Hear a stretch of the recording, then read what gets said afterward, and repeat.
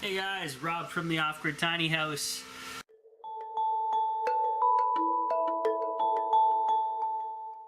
Wanted to tell you a little bit of what I've been experiencing with the new wind turbine since we installed it.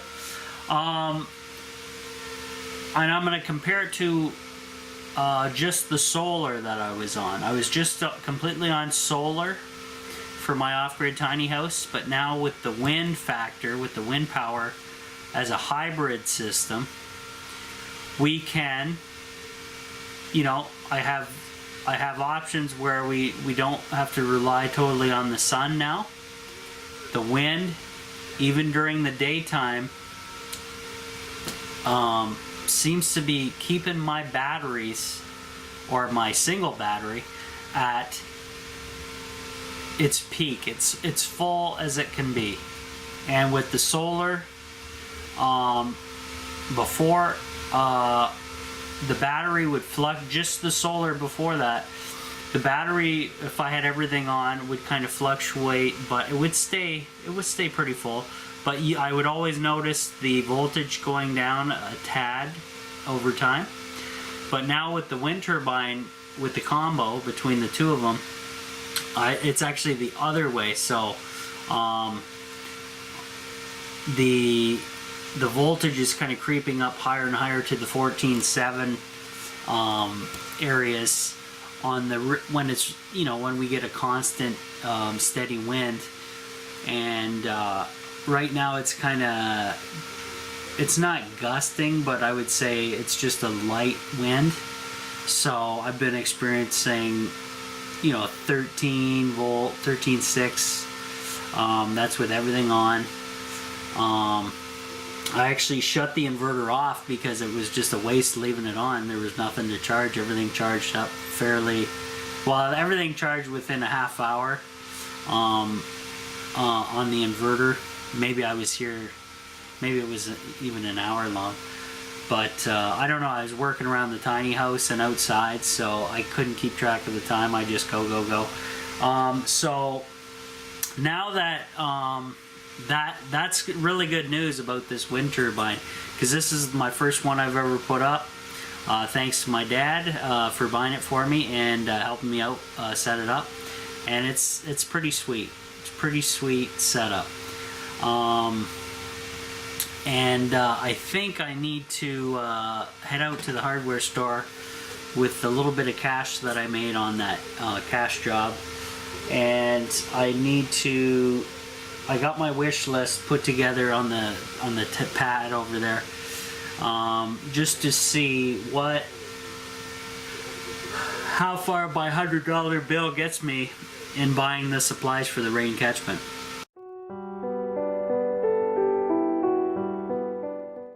But at least I know that's money being put towards something that's really important. Water's your number one. And once I have water here, guys, that's a game changer. That means I can clean, I can water plants, I can shower finally here. Game changer. So the tiny house is coming together slowly but surely.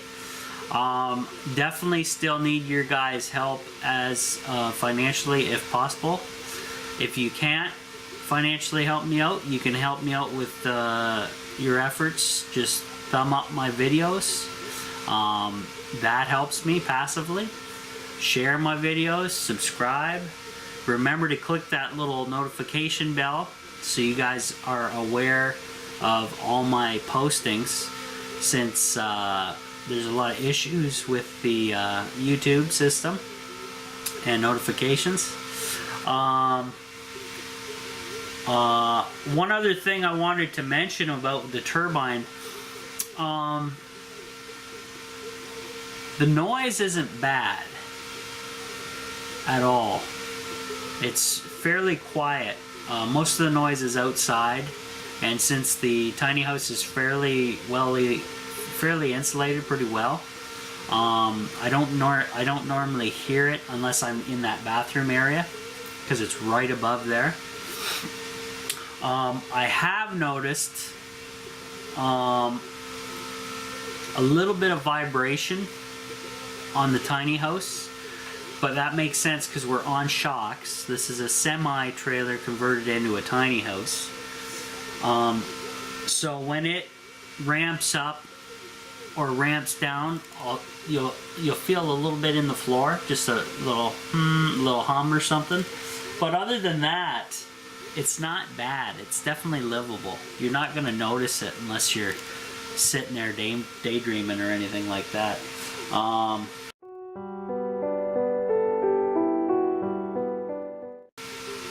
So I think it's a good setup.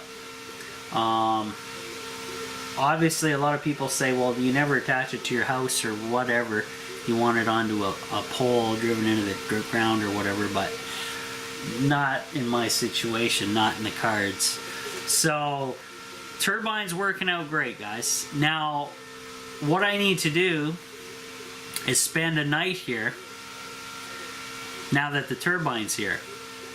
And then I can shoot video and monitor to see how much power the turbine makes at night, because the solar obviously is on during the day when the sun's out, but at night, that's when it's fully up to the wind turbine to power the tiny house.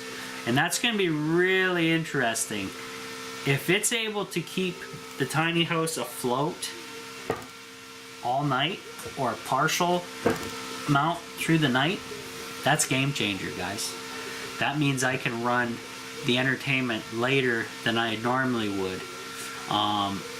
Obviously, I don't know how much power it will produce at night, but if it produces enough to run my entertainment setup over here without me having to switch to limited power mode, which is me running the projector, the 5-volt USB powered projector, then that's pretty amazing.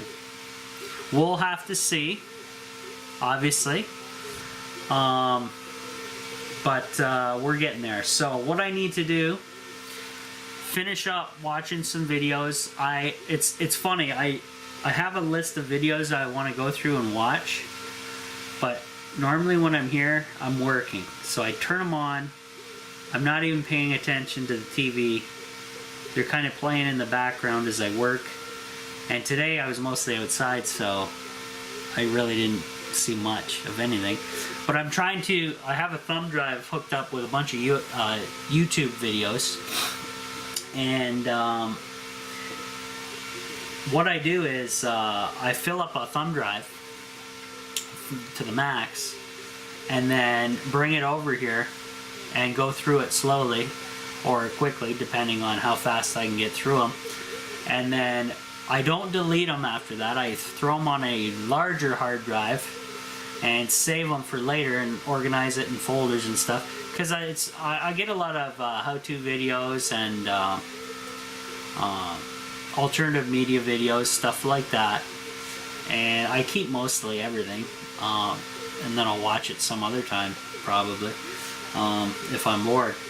But so far so good. So we got the TV aerial mounted. It's out of here.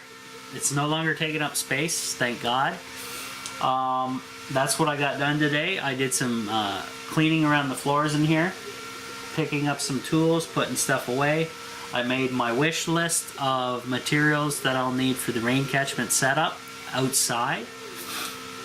And what else?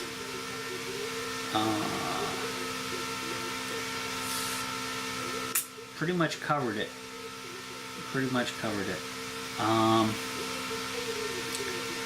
Yeah, so tiny house is coming together pretty damn good, guys, gotta say. Even though my budget is limited, I'm getting there slowly but surely. And once the rain catchment's in, that's some good stuff. Though I still need to figure out, I have my wish list, so I gotta figure out if I can pick up some kind of 5-gallon buckets for fairly cheap, because I need at least one, and it doesn't have to be new as long as it's clean, because I need to drill a bunch of holes in it and put in the filters, ceramic filters, because that's all going to tie into the first flush setup and go from there. But for now, I can get everything else. I'm not going to worry about the filter setup just yet. I'm going to get everything else, and then I can actually get that done, the filter setup. No, I can get the first flush setup done before the filter setup, because on the bottom of the first flush system is your drain, and you can put it on to trickle, or you can go out full bore. I can leave it out going out full bore, and that way it just gets rid of the water and doesn't flood the tiny house. It's just going to continuously drain the water away until I get the filter situation figured out, installed, and then we can start capturing water in those storage totes. And that's going to be huge, guys. Super huge for the tiny house. So please stay tuned. Like I say, thumb up, hit the notification bell, subscribe. Make sure you guys have all your notifications on for my channel here, so you get to see what's coming up next, how far I get. And like I say, I got some more survival prepping videos to come, but I'm trying to get everything tidied up, as much work as I can while the weather's nice around the tiny house. And then I got to balance that around work. So, you know, I'll get to the fun stuff when I can. So for now, guys, Rob from the Off-Grid Tiny House checking out one last time. We'll see you on the next one.